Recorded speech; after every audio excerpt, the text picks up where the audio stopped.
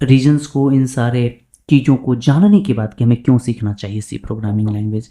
अब ये तो मैंने एक छोटा सा मतलब आपको ओवरव्यू दिया कि क्यों सीखना चाहिए, लेकिन अब जैसे जैसे जैसे जैसे आगे बढ़ते जाएंगे सी प्रोग्रामिंग के कॉन्सेप्ट में, आपको पता चलेगा इसके बेनिफिट्स के, इसके नॉलेज का, और आप इतना इंटरेस्टिंग लगेगा आपको सीखने में कि मतलब आप सीखते चले जाएंगे, लगेगा कि चलो सी प्रोग्रामिंग सीख करके हमने एक अच्छा काम किया है।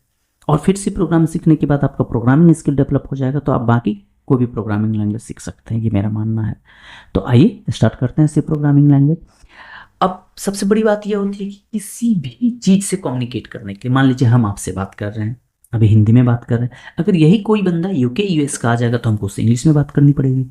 यही कोई बंदा कोलकाता से आ जाएगा, हमारे रीजन कोलकाता से, तो हमें उससे बंगाली में बात करनी पड़ेगी, उसे हिंदी नहीं आती है तो। यही हमारे किसी दूसरे स्टेट से आ जाएंगे तो हमें उसके लैंग्वेज में बात करनी पड़ेगी। तो जैसे हम एक दूसरे से कम्युनिकेट करने के लिए अपने अंडरस्टैंडिंग वाले लैंग्वेज की बात करते हैं, लैंग्वेज में बात करते हैं, उसी तरह से कंप्यूटर से कम्युनिकेट करने के लिए हमको कंप्यूटर के लैंग्वेज में बात करनी पड़ेगी, ताकि कंप्यूटर हमारे इंस्ट्रक्शंस को, हमारी बात को, हमारी भाषा को समझे और हम जो चीज़ उससे मांग रहे हैं वो मुझे दे। तो किसी भी लैंग्वेज को सीखने के लिए सबसे पहले हम क्या सीखते हैं? सबसे पहले उस लैंग्वेज का अल्फ़ाबेट सीखते हैं, फिर वर्ड्स सीखते हैं, फिर वर्ड से सेंटेंसेस बनाना सीखते हैं, सेंटेंसेस से पैराग्राफ सीखते हैं। ठीक है, आप मान लीजिए कि हिंदी लैंग्वेज सीखना चाहते हैं तो हिंदी लैंग्वेज के सबसे पहले अल्फ़ाबेट्स जो हैं वो सीखने पड़ेंगे, जैसे अ आ इ ई उ हो गए, ये सब सीखने पड़ेंगे, क ख सीखने पड़ेंगे। अगर हम अंग्रेजी सीखना चाहते हैं तो ABCD सीखना पड़ेगा।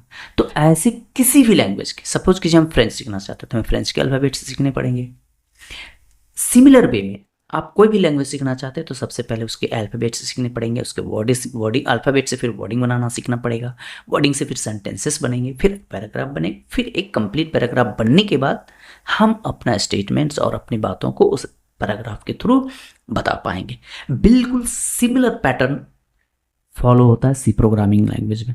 पहले हम सी के अल्फ़ाबेट्स सीखेंगे, अल्फ़ाबेट्स में सी के क्या आते हैं? अल्फ़ाबेट्स आते हैं, डिजिट्स आते हैं, स्पेशल सिंबल्स आते हैं, कैरेक्टर्स आते हैं, वेरिएबल्स आते हैं, कॉन्स्टेंट्स आते हैं, कीवर्ड्स आते हैं। फिर उन सारे चीज़ों को मिला करके इंस्ट्रक्शंस बनाए जाते हैं और उन इंस्ट्रक्शंस को एक कंप्लीट ब्लॉक में डाल करके एक प्रोग्राम बनाया जाता है। ठीक है, तो जैसा कि आप अभी स्लाइड्स में देख पा रहे हैं, तो alphabets is nothing just like our digits, our symbols और कैरेक्टर्स एंड वर्ड्स। क्या हमारा कॉन्स्टेंट्स है, वेरिएबल्स है, कीवर्ड्स है, ये सारे हमारे वर्ड्स हो गए। इन सब चीज़ों के बारे में हम लोग सीखेंगे और बहुत डेप्थ में सीखेंगे। सेंटेंसेस हमारे इंस्ट्रक्शंस हो गए, जैसे बहुत सारे अल्फ़ाबेट्स को बना करके मिला करके वर्ड बनाते हैं, फिर वर्ड से सेंटेंसेस बनते हैं।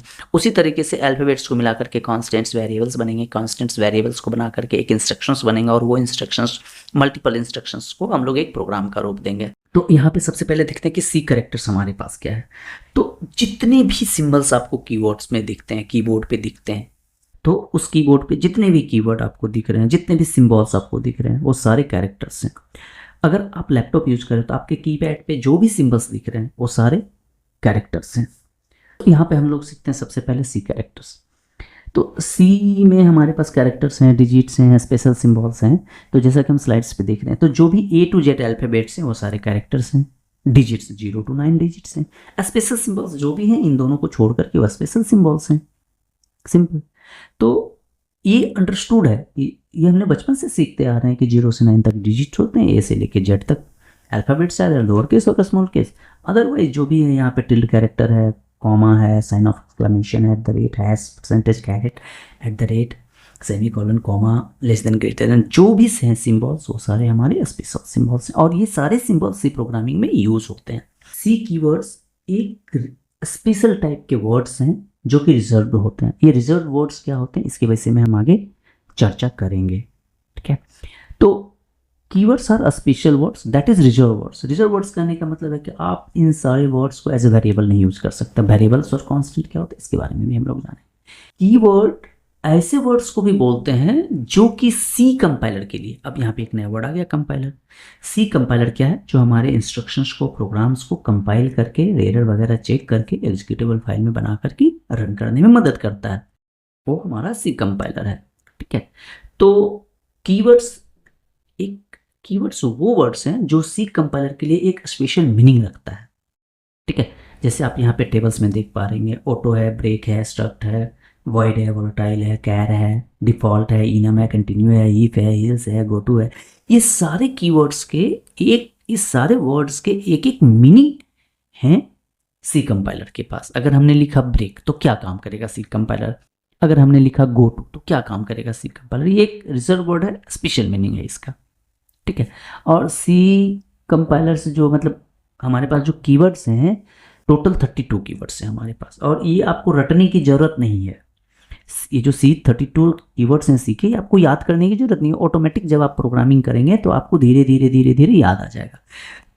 जैसे आप डेटा टाइप सीखेंगे तो डेटा टाइप में क्या क्या होता है, इंटीजर होता है, कैरेक्टर होता है, फ्लोट होता है, डबल होता है, लॉन्ग होता है, शॉर्ट होता है, साइंड होता है, अनसाइंड होता है। तो ये सारे कीवर्ड्स डेटा टाइप्स में यूज होते हैं। तो ये सारे कीवर्ड जब आप डेटा टाइप सीखने लगेंगे तो ऑटोमेटिक आपके दिमाग में आ जाएगा। हाँ, अब जब हम लोग कंडीशनल स्टेटमेंट सीखेंगे तो इफ आ जाएगा, एल्स आ जाएगा, स्विच आ जाएगा, कंटिन्यू आ जाएगा, ब्रेक आ जाएगा। तो ये जब आप सीखेंगे तो आपको अपने आप आपके दिमाग में ये बैठ जाएगा, ये आपको याद करने की ज़रूरत नहीं है, ठीक है।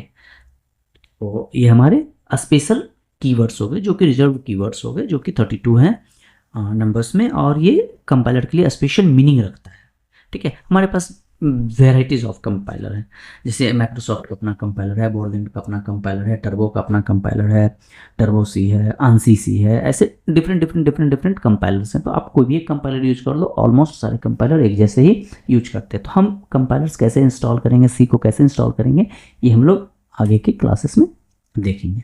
अब दो चीज़ें हो जाती है, कॉन्स्टेंट एंड वेरिएबल। कॉन्स्टेंट क्या है, वेरिएबल्स क्या है। एज ये एक्सप्लेनरी वर्ड है। कॉन्स्टेंट एक ऐसा वर्ड है, एक ऐसा नंबर से या एक ऐसा चीज़ है जिसकी वैल्यूज नहीं बदल सकती। जैसे मान लीजिए पाई का वैल्यू है, इसका वैल्यू 3.142 है, तो ये कभी नहीं बदलेगा, ये कांस्टेंट है ना। तो ऐसे वर्ड, ऐसे चीज़ें जिसकी वैल्यू नहीं बदलती है वो कांस्टेंट है, ठीक है। और ऐसी चीज़ें जिसका वैल्यू समय के साथ बदल जाता है उसको हम लोग वेरिएबल्स बोलते हैं। और कांस्टेंट वेरिएबल्स कैसे डिक्लेयर करते हैं सी प्रोग्रामिंग में, ये हम लोग आगे देखेंगे, ठीक है। तो ऐसे बहुत सारे कैलकुलेशंस करने होते हैं हमें सी प्रोग्रामिंग में, जहाँ पर हमको कांस्टेंट्स की ज़रूरत पड़ती है, वेरिएबल्स की ज़रूरत पड़ती है। सपोज कीजिए आप सिंपल इंटरेस्ट निकाल रहे हैं, ठीक है, रेट ऑफ इंटरेस्ट फिक्स है तो वो कांस्टेंट हो गया, ईयर फिक्स है तो कांस्टेंट हो गया। बट उसके अलावा बाकी सारे वेरिएबल जो भी चीज़ें उसमें रिक्वायर्ड होती हैं सिंपल इंटरेस्ट के लिए, वो हमारे वेरिएबल्स हो गए, तो वो समय के साथ चेंज हो गए। जैसे ईयर्स हो गए, आपका पीओआई हो गया, तो मतलब जो भी चीज़ें जो चेंजेबल हैं वो वेरिएबल्स हो गए, जो फिक्स है वो कांस्टेंट हो गए। ये एक्सप्लेनेटरी वर्ड है, इसमें कुछ आपको बहुत ज़्यादा दिमाग लगाने की ज़रूरत नहीं है। तो कांस्टेंट्स भी हमारे पास दो तरह के होते हैं, कांस्टेंट्स के भी अपने टाइप्स हैं, वेरिएबल्स के भी अपने टाइप्स हैं, ठीक है। कांस्टेंट एक ऐसा एंटिटी है जिसका वैल्यू चेंज नहीं होता, हम लोग पहले भी बात कर चुके हैं, जैसे सेल्फ एक्सप्लेनेटरी वर्ड है, ये अपने आप को एक्सप्लेन कर रहा है कि भाई हम कांस्टेंट हम नहीं बदलेंगे, ठीक है। तो हमारे पास दो तरह के कांस्टेंट है, primary constant, secondary constants. Primary constants में ऐसे कांस्टेंट्स आते हैं जो कि हमें कंपाइलर ने दिया है, मतलब वो फिक्स है, वो कंपाइलर ने दे दिया, हमको उसको यूज करना है। जैसे इंटीजर कांस्टेंट्स हो गए, कैरेक्टर्स हो गए, रियल कांस्टेंट हो गए। रियल मतलब फ्रैक्शनल नंबर्स, ठीक है। रियल नंबर, फ्रैक्शनल नंबर जिसके साथ पॉइंट लगा होता है, दशमलव वाला नंबर जो होता है उसको हम लोग रियल कांस्टेंट्स बोलते हैं। जिस नंबर के होल नंबर को हम लोग इंटीजर कांस्टेंट्स बोलते हैं। और कैरेक्टर कांस्टेंट्स को हम लोग सिंगल कोट में पैक करके रखते हैं, वो हम लोग कैरेक्टर कांस्टेंट्स में सीखेंगे। सेकेंडरी कांस्टेंट्स क्या हो गए, वो यूजर डिफाइंड नेम हो जाते हैं, ठीक है। जैसे एरे हो गए, पॉइंटर हो गए, स्ट्रक्चर यूनियन हो गए, इनम हो गए, ये सारी चीज़ें जो है सेकेंडरी कांस्टेंट्स हैं। प्राइमरी कांस्टेंट, सेकेंडरी कांस्टेंट्स के बारे में हमने देखा है, ठीक है। तो अब जब हमने प्राइमरी और सेकेंडरी कांस्टेंट्स को देख लिया तो ये कांस्टेंट्स को हम लोग डिफाइन कैसे करेंगे, इसको कंस्ट्रक्ट कैसे करेंगे, है। तो इसके भी कांस्टेंट्स को भी डिफाइन करने के रूल हैं, कंस्ट्रक्ट करने के रूल हैं, बनाने के नियम हैं। उन सारे नियमों को हम लोग यहाँ पे सीखेंगे, ज़्यादा नहीं, 3-4 नियम है। और अब देखिए, हम कोई भी इंटीजर कांस्टेंट्स है, फ्लोट कांस्टेंट है, कैरेक्टर कांस्टेंट्स है। तो पहले अगर हम इंटीजर कांस्टेंट्स की बात करें तो इंटीजर मतलब क्या, इंटीजर मतलब आप फुल नंबर समझिए, कंप्लीट नंबर, उसमें उस नंबर में कोई डेसिमल पार्ट नहीं होगा।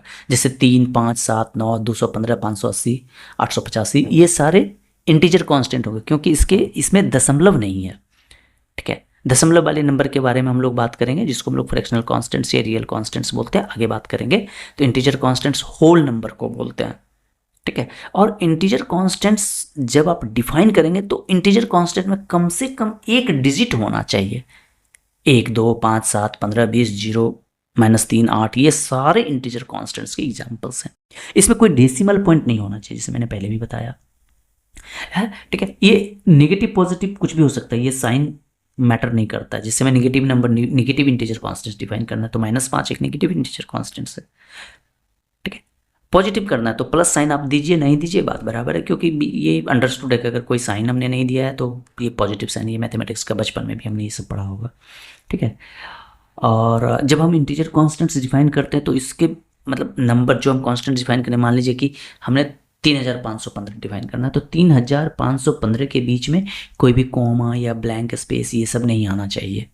तो नो कॉमा और blank space allowed in the integer constants, even not only integer constants, any other constants, कोई भी ये सब चीज़ें अलाउड नहीं है, बस एक होल नंबर, ठीक है। इंटीजर कांस्टेंट्स का अपना एक रेंज होता है कि 32,767 से लेके, ठीक है, -32,768 तक ये इंटीजर का रेंज है। इससे ज़्यादा नंबर आप देंगे तो वो घूम फिर के फिर इसी सर्कल में आ जाएगा। और ये नंबर कैसे घूम करके सेम से, मान लीजिए यहाँ पे है 32,767, अगर हमने 32,790 दे दिया तो वो कितना बनेगा, माइनस कितना बनेगा। तो इन सब चीज़ों को भी हम सीखेंगे आगे, ठीक है। तो ये जो 32,767 से -32,768 तक का रेंज है, ये हमारे कंपाइलर पे भी डिपेंड करता है कि कंपाइलर कितना बिट का डेटा हमारे लिए सपोर्ट करता है। मान लीजिए कि कोई कंपाइलर 32 बिट का है तो इससे ज़्यादा नंबर सपोर्ट करेगा। अभी हमने जो ये रेंज एक्सप्लेन किया आपको 32,767 से लेकर 32,768 तक का, ये 16 बिट कंपाइलर के लिए है, और ये टर्बो सी प्लस का कंपाइलर के लिए है, ठीक है। दूसरे कंपाइलर के लिए ये चेंज हो जाएगा, 32 बिट के लिए ये चेंज हो जाएगा। 32 बिट के लिए चेंज होगा तो उसका रेंज क्या होगा ये हम लोग देखेंगे, ठीक है। वो बड़ा सा नंबर है, ठीक है। अब यहाँ पे बात आता है कि एग्जैक्टली मीनिंग क्या है ये 32 बिट और 16 बिट कंपाइलर का। तो कोई मीनिंग नहीं है। 32 बिट कंपाइलर कहने का मतलब है कि हम जो नंबर दे रहे हैं उसको 32 बिट में कंप्यूटर स्टोर करेगा या 16 बिट में स्टोर करेगा। बिट बाइट के बारे में अगर आप लोग जानते हैं तो अच्छी बात है, नहीं जानते हैं तो हम आगे कभी एक्सप्लेन कर देंगे जब कभी बिट बाइट की चर्चा होगी तो, ठीक है। बेसिकली हमारा कोई भी नंबर जो होता है वो बिट बाइट में स्टोर होता है कंप्यूटर्स के अंदर, अगर आपने बेसिक कंप्यूटर्स पढ़े हैं और कंप्यूटर के स्टूडेंट्स रहे हैं तो। और नहीं रहे हैं तो हम इसकी एक अलग से वीडियो बनाएंगे बिट बाइट की, कैसे चेंजिंग होती है, कितने कैसे नंबर स्टोर्स करते हैं। और आगे चलकर हम नंबर सिस्टम बोल के एक टॉपिक आएगा वो भी हम पढ़ सकते हैं। तो नंबर सिस्टम में हम लोग नंबर कन्वर्सन पैटर्न भी देखेंगे। इसी में हम लोग जब प्रोग्रामिंग सीखेंगे तो सीखेंगे कि डेसिमल से ऑक्टल में, ऑक्टल से हेक्सा में, हेक्सा से बाइनरी में, बाइनरी से ऑक्टल में कैसे कन्वर्ट करते हैं, उसमें हम नंबर सिस्टम पढ़ेंगे। तो वहाँ पर आपको हम ये बिट बाइट अच्छे से समझा देंगे और समझ पाएंगे आप, ठीक है।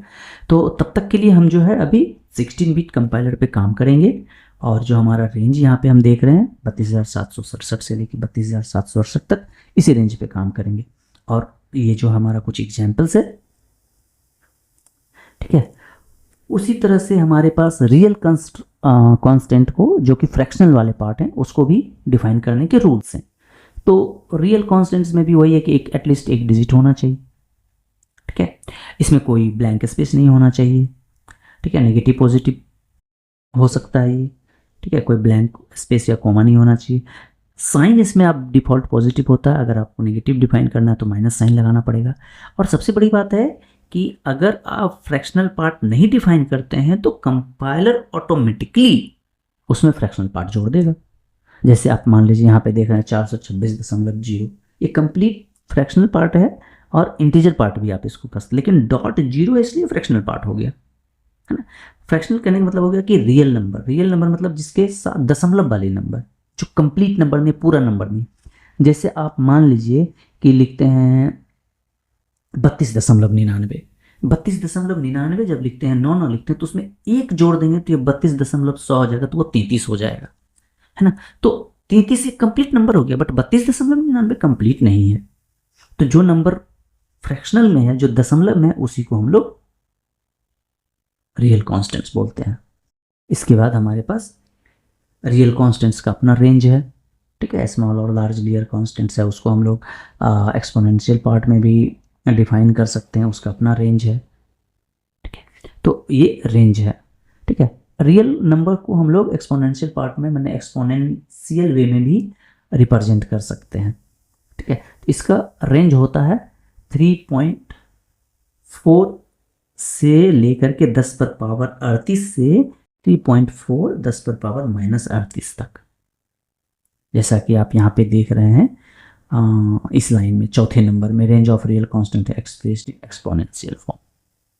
इसके साथ हम लोगों को ई लिखना पड़ता है, जैसे ये एक एग्जाम्पल हो गया 3.2 ई पर पावर -5, ठीक है। इसका मतलब ये हो गया कि 3.2 गुना 10 पर पावर -5, ये हमारा रियल कॉन्स्टेंट्स है, और ये हम एक्सपोनेंशियल में इसको रिप्रेजेंट कर सकते हैं।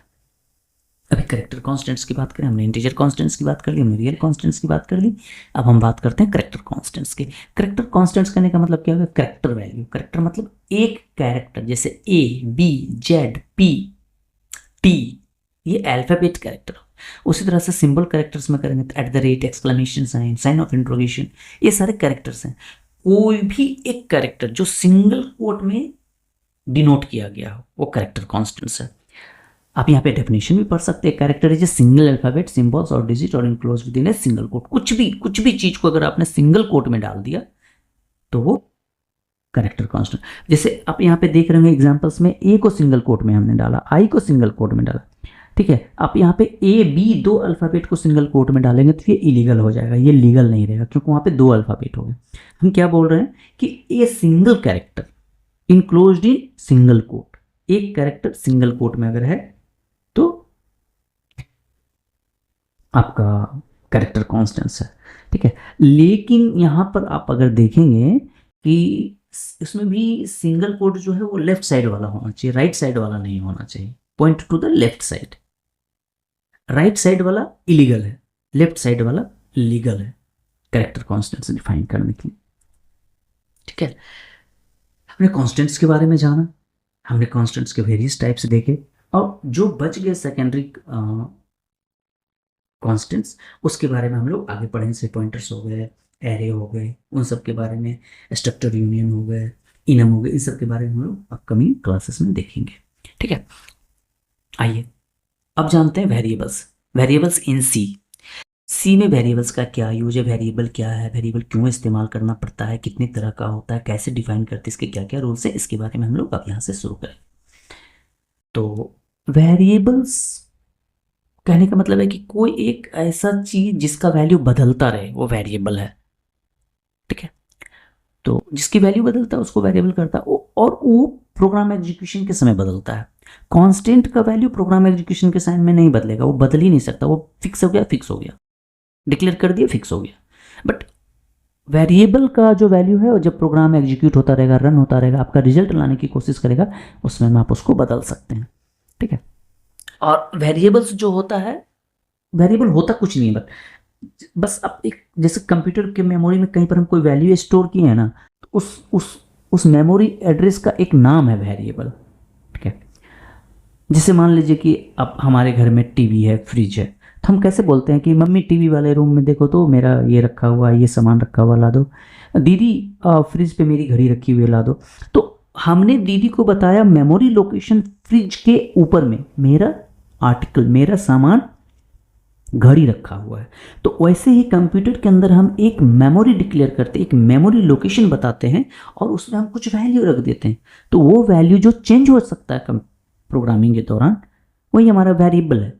और वो वेरिएबल कुछ नहीं, बस एक मेमोरी लोकेशन है जिसको हमने एक नाम दे दिया है, ठीक है। ये हमारा वेरिएबल है। किसी भी प्रोग्रामिंग लैंग्वेज में वेरिएबल्स का यही कॉन्सेप्ट है, ठीक है। और ये किसी भी तरह के वैल्यू को रख सकता है, ठीक है। Any programming language, these types of variable that can support depends on the types of constants. तो वेरिएबल्स कई तरह के हो सकते हैं, इंटीजर वेरिएबल हो सकते हैं, रियल वेरिएबल हो सकते हैं, फ्लोट वेरिएबल हो सकते हैं, कैरेक्टर वेरिएबल हो सकते हैं। तो ये सारे वेरिएबल्स के डिफरेंट टाइप्स हैं, ठीक है। अब वेरिएबल्स को जैसे हमने कॉन्स्टेंट्स को डिफाइन करने के रूल्स देखें तो वेरिएबल्स के भी डिफाइन करने के रूल है। वेरिएबल डिफाइन करने का रूल कहने का मतलब ये है कि हम मेमोरी के जिस लोकेशन पे वैल्यू रख रहे हैं उस मेमोरी को हमारा प्रोग्राम कैसे पहचानेगा उसको डिफाइन करने के नियम बनाए गए हैं। वेरिएबल कितने कैरेक्टर का हो सकता है, कितना लंबा हो सकता है, कैसे लिखेंगे कैसे नहीं लिखेंगे, ताकि कंप्यूटर हमारा समझे कि यूजर क्या कहना चाहता है, डेवलपर प्रोग्रामर क्या कहना चाहता है। तो वेरिएबल नेम मैक्सिमम 32 कैरेक्टर का हो सकता है, ठीक है, 1 से लेके 31 अल्फ़ाबेट तक का हो सकता है, और ये कोई भी कम्बिनेशन हो सकता है, ABCDEFGH GKPAB, ये अलग अलग वेरिएबल के नाम हो गए, ठीक है। डिजिट्स और अंडरस्कोर भी रख सकते हैं, ठीक है, डिजिट्स और अंडरस्कोर भी रख सकते हैं, बट पहला जो मतलब शुरुआत होगा वेरिएबल का नाम वो या तो अंडरस्कोर से होगा या किसी अल्फ़ाबेट से होगा। कुछ कुछ वेरिएबल्स ऐसे होते हैं, जैसे मैंने बताया कि वेरिएबल का लेंथ 32 कैरेक्टर का होना चाहिए, बट कुछ कुछ ऐसे कंपाइलर हैं जो और भी लंबे नाम तक जाते हैं, जैसे 247 कैरेक्टर तक जाता है मैक्सिमम, बट वैसे नामों का हमको यूज नहीं करना। वैसे नामों में हम कॉम्प्लेक्स नाम वेरिएबल नेम डिक्लेरेशन में काफ़ी प्रॉब्लम होता है, 32 कैरेक्टर ही बहुत बड़ा होता है, और इसमें आप n number of variables declare कर सकते हैं। ये सारे रिक्वायरमेंट को फुलफिल करने की कैपेबिलिटी रखता है, ठीक है। तो जब भी हम कोई वेरिएबल डिक्लेयर करते हैं तो वेरिएबल डिक्लेयर करने का सबसे पहला रूल है कि वेरिएबल का नाम कोई वेरिएबल अल्फ़ाबेट से स्टार्ट होना चाहिए या अंडरस्कोर से स्टार्ट होना चाहिए, ठीक है, और इसमें कोई भी कॉमा या ब्लैंक स्पेस नहीं डाल सकते हैं, ये इलीगल है, ये हमारा कंपाइलर एक्सेप्ट नहीं करेगा, वो एरर देगा। जब आप कंपाइल कराएंगे प्रोग्राम को उसी समय एरर देगा ये। तो प्रोग्राम कैसे कंपाइल करेंगे, कंपाइलर कैसे इंस्टॉल करेंगे, इन सब चीज़ों को हम आगे देखेंगे। और कोई भी special symbol apart from underscore variable name में इस्तेमाल नहीं होता है, ठीक है। जैसे कि आप कुछ एग्जांपल दे सकते हैं, SI_int, M_HRA, pop_E_89, ये सभी वैलिड वेरिएबल नेम्स हैं, ठीक है। तो ऐसे ही आप वेरिएबल नेम डिक्लेयर कर सकते हैं, और वेरिएबल नेम जब आप डिक्लेयर करेंगे तो उसमें कोई भी कीवर्ड्स आप नहीं इस्तेमाल करेंगे, जो हमने पहले 32 कीवर्ड्स देख रखे हैं, जो रिजर्व वर्ड्स होते हैं जिसके लिए कंपाइलर का अपना स्पेशल मीनिंग होता है, वैसे किसी भी कीवर्ड्स को हम लोग वेरिएबल नेम में इस्तेमाल नहीं करेंगे, वो इलीगल है, कंपाइलर वहाँ पे एरर थ्रो करेगा। अब दूसरी बात होता है कि हमारा जो सी का कंपाइलर है वो कैसे डिफ्रेंशिएट करेगा वेरिएबल्स के बीच में, कि ये हमारा कैरेक्टर वेरिएबल है, हमारा रियल वेरिएबल है, हमारा इंटीजर वेरिएबल है, ये कंपाइलर कैसे डिसाइड करेगा, ठीक है। तो जब हम वेरिएबल डिक्लेयर करते हैं उस समय में हमको बताना पड़ता है कि आप इस वेरिएबल में किस तरह के डेटा के स्टोर करना चाहते हैं, ठीक है। सपोज कीजिए कि आपको पानी पीना है, तो आपको डिसाइड करना है कि आपको पानी ग्लास में पीना है या बॉटल में पीना है या लोटा से पीना है या जग से पीना है या नल से पीना है, राइट। पीना हमको पानी ही है, लेकिन किस तरह से पीना है ये आपको डिसाइड करना है। दूसरी बात, अगर आपने पापा से कुछ पैसे लिए, सपोज कीजिए पापा से आपने डिमांड की कि पापा 500 रुपये दे, पापा ने आपको पैसे दिए, अब ये आपको डिसाइड करना है कि वो पैसे आपको फ्रंट अप पॉकेट के शर्ट में रखना है, शर्ट के अप पॉकेट में रखना है, या पैंट के पीछे वाले पॉकेट में रखना है, या पैंट के साइड पॉकेट में रखना है, या वॉलेट में रखना है, या मोबाइल के बैक कवर में रखना है। तो ये आपको डिसाइड करना है कि जो वेरिएबल आप इस्तेमाल कर रहे हैं उसमें किस तरह का वैल्यू आप रख रहे हैं, और जिस तरह का वैल्यू रख रहे हैं उसी तरह के वेरिएबल हमको डिफाइन करना पड़ता है। तो कंपाइलर को ये चीज़ें आसान होती है डिफाइन करने में, कि मतलब डिसाइड करने में कि हमारे पास किस तरह का वेरिएबल है। तो जिस तरह का वैल्यू आप डाल लेंगे वेरिएबल्स के अंदर, डिफाइन करेंगे, डिक्लेयर करेंगे, उसी तरह का वेरिएबल आपका बनेगा। तो कंपाइलर आसानी से इस चीज़ को डिस्टिंग्विश कर सकता है, क्योंकि आपने ही बता रहे हैं ना कि हमारे पास किस तरह का वेरिएबल, इंटीजर टाइप का है कि फ्लोट टाइप का है कि कैरेक्टर टाइप का है कि डबल टाइप का है कि लॉन्ग टाइप का है। ये आप खुद कंप्यूटर को बता रहे हैं, मतलब कंपाइलर को बता रहे हैं सी प्रोग्रामिंग में, जब हम प्रोग्रामिंग का इंस्ट्रक्शंस लिखते हैं। तो वेरिएबल को डिक्लेयर करने का बहुत ही सिंपल सा रूल है। आप सबसे पहले डेटा टाइप डिक्लेयर कीजिए, फिर वेरिएबल का नाम दीजिए और उसका डिफ़ॉल्ट वैल्यू दे दीजिए, इनिशियल वैल्यू दे दीजिए, ठीक है। अब यहाँ पे हम एक चीज़ में फंस रहे हैं कि डेटा टाइप क्या होता है। डेटा टाइप के बारे में हमने तो सीखा ही नहीं और हम बड़ी बड़ी बातें किए जा रहे हैं। कोई बात नहीं। तो हमारे पास 3 तरह का डेटा को अभी हम एग्जाम्पल लेते हैं, इंटीजर, कैरेक्टर और फ्लोट। जिसको हम लोग रियल नंबर बोलते हैं, ठीक है।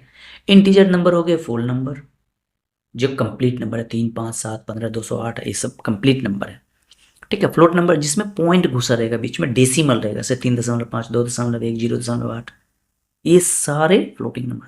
कैरेक्टर जो सिंगल कोट में होगा, जो सिंगल कोट में रहेगा वो कैरेक्टर होगा, ठीक है। तो इन सारे के बारे में भी हम लोग आगे डिस्कस करेंगे कमिंग सेशन में। अभी हम देखते हैं कि वेरिएबल कैसे डिक्लेयर करेंगे। तो वेरिएबल डिक्लेयर करने का सिंपल सा रूल है, data type variable name initial value, नहीं देंगे तो अपने से वो ले लेगा कुछ वैल्यू, अगर आप देंगे तो आपका वैल्यू लेगा।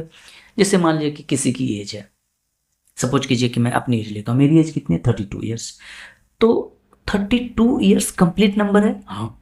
तो आप इसको कैसे रखना चाहते हैं, 32.0 रखना चाहते हैं, मतलब कोई मंथ कोई दिन नहीं हुआ है, तो आप फ्लोट में भी रख सकते हैं, या फिर अगर कंप्लीट नंबर रखना है तो आप इंटीजर में रख सकते हैं, है ना। अब मान लीजिए कि बैंक बैलेंस है किसी का, बैंक बैलेंस भाई कितना है, 15,000 है, तो 15,000 कंप्लीट नंबर है, 15.00 है या 15,000.00 है, ठीक है। तो वो फ्लोट नंबर हो गया, वो रियल नंबर हो गया। तो ऐसे डिक्लेयर करते हैं। रियल नंबर के लिए जिसमें डेसिमल रहेगा उसके लिए हम लोग फ्लोट कीवर्ड यूज करेंगे, और जो कंप्लीट नंबर है जिसके साथ फ्रैक्शन नहीं जुड़ा हुआ वो हमको, उसके लिए हम इंट कीवर्ड यूज करेंगे, जो इंटीजर के लिए इस्तेमाल होता है। उसी तरह से कैरेक्टर के लिए करना है तो सिंगल कोट में डाल देंगे, उसके लिए कीवर्ड हमारे पास कैर। इन चीज़ों के बारे में भी हम आगे देखेंगे कि कैसे डिक्लेयर करेंगे, ठीक है। तो डेटा टाइप्स के बारे में हमने जान ही लिया कि कैसे वेरिएबल डिक्लेयर करते हैं। डेटा टाइप हमारे पास कैरेक्टर है, इंटीजर है, फ्लोट है, इसके अलावा भी हैं, डबल है, लॉन्ग फ्लोट है, लॉन्ग, फिर इसकी कम्बिनेशन आप बना सकते हैं, साइंड अनसाइंड के साथ भी बना सकते हैं, ठीक है। तो हमारा ये सेशन जो रिलेटेड था सी वेरिएबल कॉन्स्टेंट्स और कीवर्ड से रिलेटेड, ये यहीं पे ओवर होता है। इससे रिलेटेड कोई भी क्वेश्चन है तो आप मुझे पोस्ट कर सकते हैं, हम आपके क्वेश्चन का जवाब देने में खुशी महसूस करेंगे। Thank you.